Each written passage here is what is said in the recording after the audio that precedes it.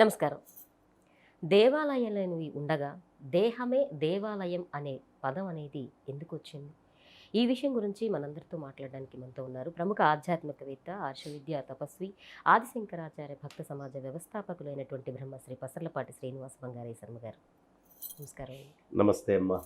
బంగారే శర్మ గారు, మనకి మన సనాతన ధర్మంలో, వైదిక ధర్మాల్లో అన్నిటిలోనూ దేవాలయాలకి ప్రముఖ పాత్ర. అలాంటి దేవాలయాలు ఉండగా దేహమే దేవాలయం అనే పదం అనేది ఎందుకు వచ్చిందంటారు? ఆంతర్యం ఏంటి?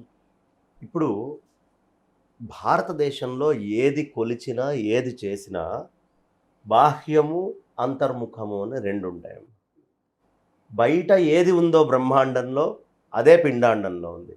పిండాండం లోపల ఏమి ఉందో అదే బ్రహ్మాండం అంతా నిండి ఉంది. ఇది సిద్ధాంతం. ఇప్పుడు మనం మహాగణపతి పూజ చేస్తాం. మొట్టమొదట గణపతికి పూజ చేయిందే వినాయక చవితి రోజు వరసిద్ధి వినాయకుడికైనా మహాగణపతికి చేయిందే వరసిద్ధి వినాయకుడికి చేయం. అంటే వరసిద్ధి వినాయకుడు వరం ఇయ్యాలన్నా మహాగణపతికి పూజ చేయాల్సిందే. ఎక్కడ ఉందయ్యా గణపతి నీ శరీరం లోపల? మూలాధార క్షేత్రంలో ఉన్నాడయ్యా. మూలాధార క్షేత్రంలో కుండలిని ఒడిసి పట్టినటువంటి గణపతి ఎవరైతే ఉన్నారో ఆయన అనుగ్రహం లేదే ఆ గణపతి దగ్గర ఉన్న కుండలిని పైకి లేవదు.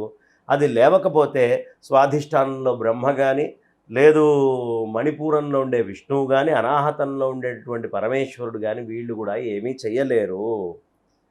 సరస్వతి అమ్మవారు అలాగే లక్ష్మీదేవి వీళ్ళు కూడా ఏమీ చేయలేరు అనే విషయాన్ని వాళ్ళు అక్కడ మనకి తెలియపరుస్తున్నారు. మనకి మొదలు పెట్టడమే అసలు పెద్దలు చెప్పేటప్పుడు దేహో దేవాలయో ప్రోక్తో జీవో దేవ సనాతనః త్యజేదజ్ఞాన నిర్మాల్యం సోహం భావేన పూజయేత్. ఇప్పుడు ఒక రహస్యం, మనం బయట కొలుస్తాం, లోపల కొలుస్తాం. మీ అమ్మగారు నాన్నగారు మీ లోపల ఉన్నారు. మీరు కళ్ళు మూసుకుంటే వాళ్ళిద్దరు మూర్తి మీకు కనిపిస్తుంది. మరి బయట ఫోటోలో ఎందుకు ఉందండి? అంటే మీ లోపల ఉన్నటువంటి తల్లిదండ్రులే లోపల ఇంకా బలంగా గట్టిగా ఉంచుకోవడానికి పరధ్యాసలో ఉన్నా సరే మీ లోపల ఇంకా గట్టిగా ప్రతిష్ఠితం చేసుకోవాలి అంటే ఫోటో చూడంగానే వాళ్ళు గుర్తొస్తారు. అవునా? అలాగే లోపల ఉన్నది బయట మనం గనక దర్శిస్తే భౌతికంగా లోపల ఇంకా రూఢిగా బలంగా ఉంటుంది అనే ఉద్దేశంతో శంకరాచార్యులు వారు కొన్ని లక్షణాలు చెప్తారమ్మా. మనకి కాశ్యాం హి కాశతే కాశీ కాశీ సర్వప్రకాశిక సాకాశీ విదితాయేన తేన ప్రాప్తా హి కాశిక. అంతా కాశీ అని చెప్పి ఈ కాశీ ఎక్కడుంది? కాశీ క్షేత్రం శరీరం. ఈ శరీరమే కాశీ క్షేత్రం అండి. త్రిభువన జనని వ్యాపిని జ్ఞానగంగా. అక్కడ గంగ ఉంది కదా, దీని లోపల జ్ఞానమే గంగ అండి. భక్తి శ్రద్ధ గయేయం. గయ అనేటటువంటిది ఉందిగా, కొంత దూరం వెళ్తే నా లోపల ఉండే భక్తి శ్రద్ధే అక్కడ ఉన్న గయ. నిజ గురుచరణ ధ్యాన యోగ ప్రయాగ. గురువు యొక్క ఆ పరిపూర్ణమైనటువంటి గురువు మీద ఉండే ధ్యానం అనే యోగం ఏదైతే ఉందో అదే అక్కడ ప్రయాగగా ఉంది. నీ లోపల గురువు యొక్క పాదాల మీద ఉండే భక్తే ప్రయాగ. నిజ గురు చరణ ధ్యాన యోగ ప్రయాగ. విశ్వేశోయం తురీయం. విశ్వేశ్వరుడే తురీయమైనటువంటి స్వరూపం. సకల జన మన సాక్షిభూతోంతరాత్మ. అంతటా విశ్వమంతటా నిండి ఉన్నటువంటి వాడు అందరి మనస్సుల్లోనూ సాక్షిభూతుడై ఉన్నాడు.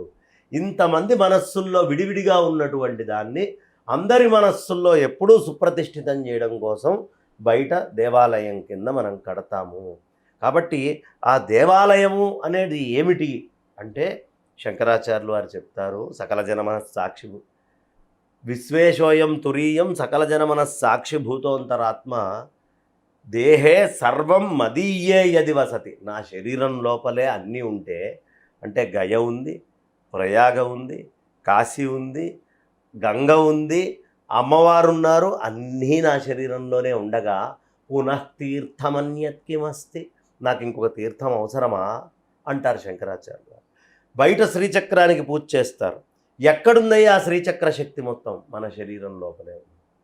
మన శరీరంలో లేనిది బయట ఉన్నదేది లేదు. మన శరీరంలో ఉండే ఆ గొప్పతనం అందరూ గుర్తించలేరు కాబట్టి బయట ప్రతీకల్ని పెట్టి తద్వారా వాడికి అంతా జ్ఞానం వచ్చి లోపలికి వెళ్ళే ప్రయత్నం చేయడం కోసమే ఈ గుళ్ళు అనేటటువంటివి కానీ ఈ దేవాలయాలు ఇవన్నీ కడతారు.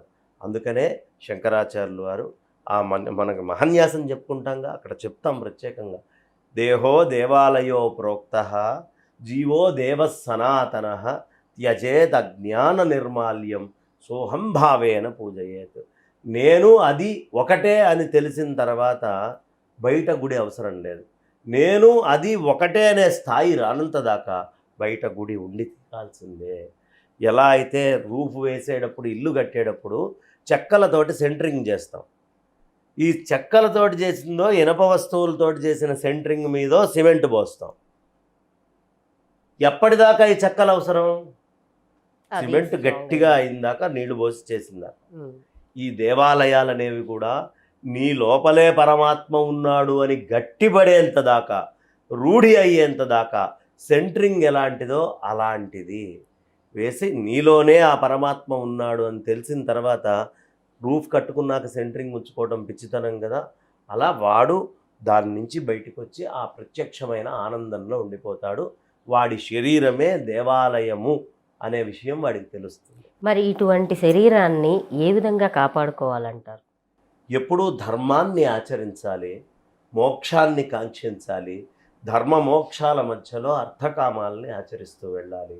కాబట్టి అందుకే చెప్తారు, ఈ శరీర మాధ్యం ఖలు ధర్మ సాధనం. అన్ని ధర్మాలు చేయడానికి శరీరమే ఆద్యము, సమాజంలో అన్ని ధర్మాలు చేయడానికి దేవాలయమే ఆద్యము. దేవాలయంలో ధర్మాలు, ధార్మిక కార్యక్రమాలు అవుతూ ఉండాలి. ఈ శరీరము కూడా అన్ని రకాలైనటువంటి ధర్మాలకి మూలం కాబట్టి ఈ శరీరాన్ని ధర్మం కోసం ఎప్పుడూ పరిరక్షించుకుంటూ ఉండాలి. ధార్మికమైనటువంటి కార్యక్రమాలనే మనం ఆచరిస్తూ ఉంటాం. చాలా చక్కగా తెలియజేశారండి, ధన్యవాదాలు. విన్నారు కదండి, దేహమే దేవాలయం అనే పదం అనేది ఎందుకు వచ్చింది అనేది మనందరికీ కూడా అర్థమయ్యేలా తెలియజేశారు కదా శ్రీనివాస బంగారయ్య శర్మ గారు. ఈ వీడియో కూడా మీ అందరికీ నచ్చుతుందని ఆశిస్తూ మళ్ళీ కలుద్దాం. నమస్కారం. సబ్స్క్రైబ్ చేయండి.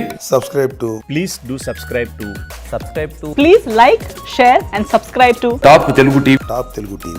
Top Telugu TV.